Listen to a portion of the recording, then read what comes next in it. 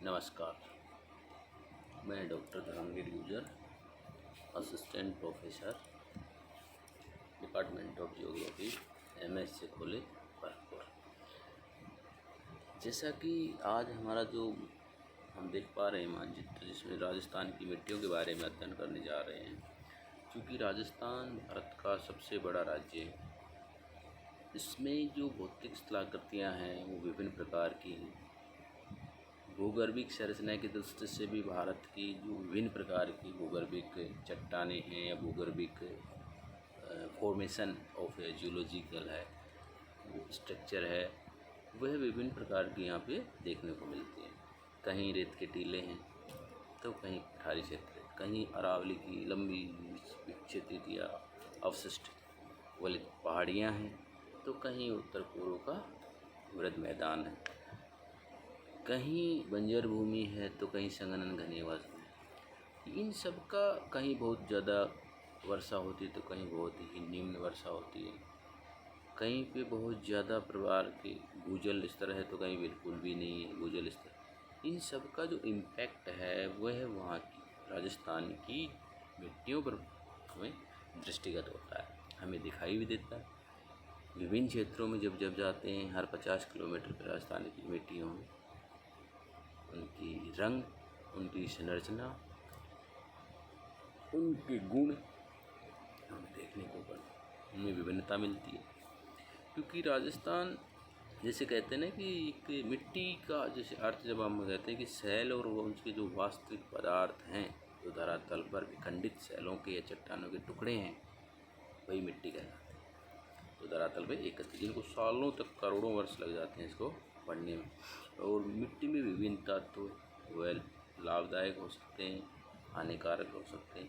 इसमें जो तत्व होते हैं वो भौतिक और रासायनिक दोनों प्रकार के मिट्टियों में तत्व पाए जाते हैं। भौतिक में जैसे पेड़ पौधों की पत्तियां हैं, चट्टानें हैं, मानव द्वारा कुछ अवशिष्ट पदार्थ हैं। और रासायनिक में जैसे उसके तो फास्फोरस है, पोटेशियम है, नाइट्रोजन है ना, इत्यादि इत्यादि इनका प्रभाव।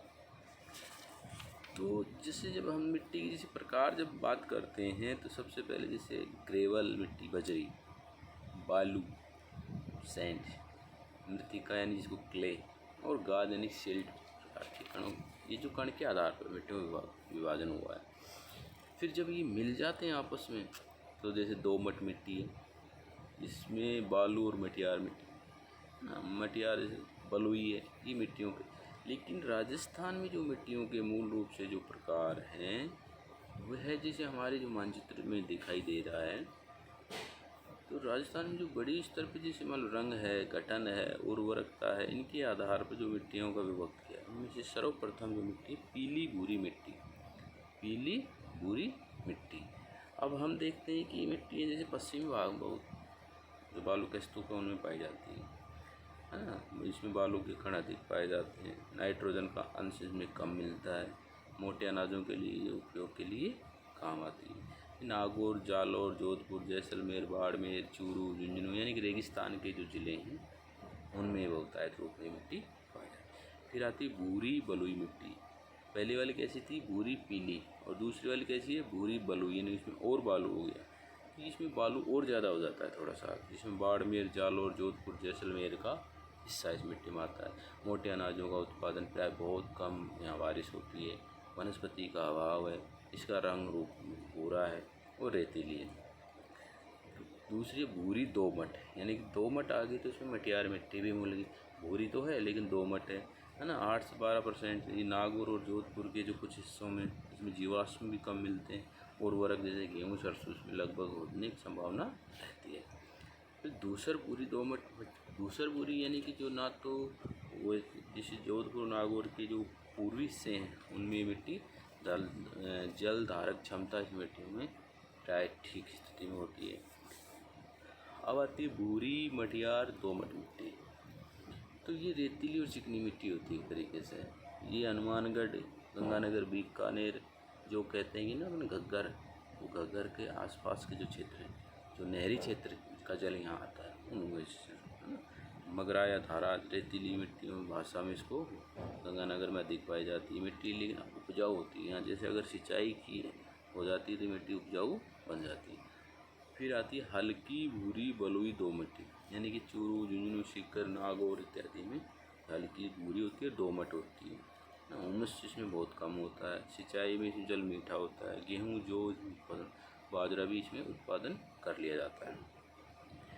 पीली भूरी दोमट मिट्टी, यानी कि टोंक, जयपुर, सवाई माधोपुर, भीलवाड़ा, चित्तौड़गढ़ या थोड़ी हल्की इसमें पीली होती है, भूरी होती है और दोमट मिट्टी है ना। ये लगभग ही थोड़ा सा धरातल, ये जो चट्टानी यानी पठारी हिस्सा है ना नीचे उसमें।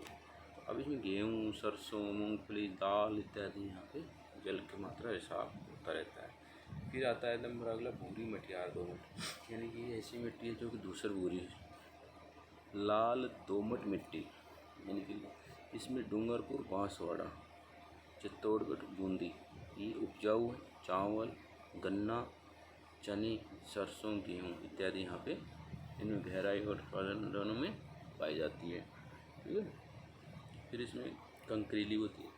काली दोमट मिट्टी, काली जैसे झालावाड़, कोटा, बूंदी, बारा जो कि पठारी क्षेत्र है, उन क्षेत्रों में इसका जो ढक्कन का ट्रैप क्षेत्र है उनमें इस मिट्टी का अधिकांश पाया जाना होता है। लेकिन जो हम मिट्टियों की जब बात, ये तो प्राचीन परंपरा, हमारे भारत की परंपरा है, ICAR की परंपरा है। वर्तमान में कुछ अमेरिका जो कृषि विभाग, जैसे USA science and soil and science department, Canadian soil science department ना, ब्रिटेन इत्यादि लोगों ने मिट्टी का अनेक विभागों में यानी जैसे 10 प्रमुख श्रेणियों में बांटा था, जिसमें एरिडोसोल, अल्फीसोल, एंटीसोल, इंसेप्टिसोल, वर्टिसोल, मोलिसोल, स्टोसोल, अल्टीसोल्स, ऑक्सीसोल और स्पोडोसोल।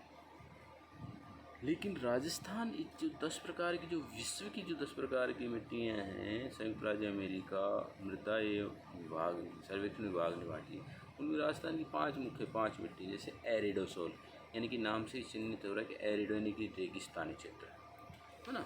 दूसरा जैसे एंटीसोल, यानी कि ये एक मृदा गण है जिसमें भिन्न भिन्न प्रकार की मृदाओं को मिलता है।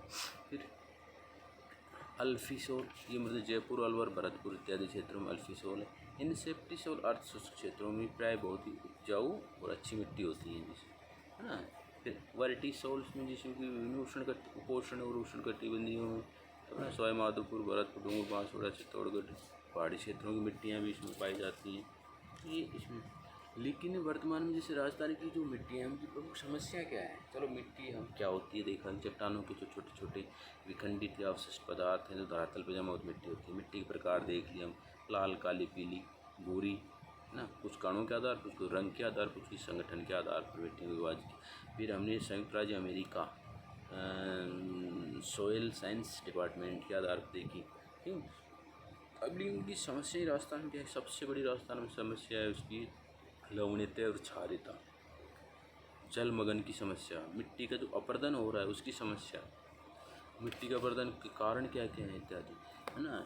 अब हम देखते हैं कि सबसे पहले जैसे water shade management, catchment area development इत्यादि का उपयोग किया जाना चाहिए, प्रोजेक्ट किए जाने चाहिए। प्रोजेक्ट के साथ साथ में ही जो ICAR है उसके जो प्लान है उसमें कौन कौन से कंटेंट हमारी मिट्टियों में अच्छे से डालें ताकि उपजाऊपन बढ़े।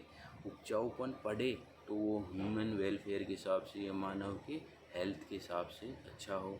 साथ ही जो यहाँ की रेवेंस लैंड है, राजस्थान की सबसे बड़ी समस्या रेवेंस लैंड है, जो चंबल नदी के आसपास के क्षेत्रों में 5-6 जिले जो हैं, जिसको डांग क्षेत्र के 8 जिले कहते हैं, उन जिलों में रेवेंस लैंड की बड़ी समस्या है। इस रेवेंस लैंड की समस्या की निजात पाने के लिए वहाँ के छोटे छोटे चेक डैम बनाए जाने चाहिए, वृक्षारोपण किया जाना चाहिए, है ना। जो शिफ्टिंग कृषि है, जिस राजस्थान में शिफ्टिंग कृषि को वालरा कहते हैं, उस पर नियंत्रण किया जाना चाहिए। इस प्रकार की विभिन्न प्रकार की जो हमारे सामने समस्या है उनको अवरोध किया जाना चाहिए और एक सामान्य सावचेतना और watershed development programmes, soil development programmes, micro and mini irrigation development programmes आदि का इसमें उपयोग सुनिश्चित किया जाना चाहिए। यही हमारी एक इससे जाके मिट्टी बच सकेगी, मिट्टी का अपरदन बच सकेगा और सोइल मैनेजमेंट हो सकेगा, सोइल का कंजर्वेशन हो सकेगा। इस प्रकार ध्यान रखने की आवश्यकता हमें है। धन्यवाद।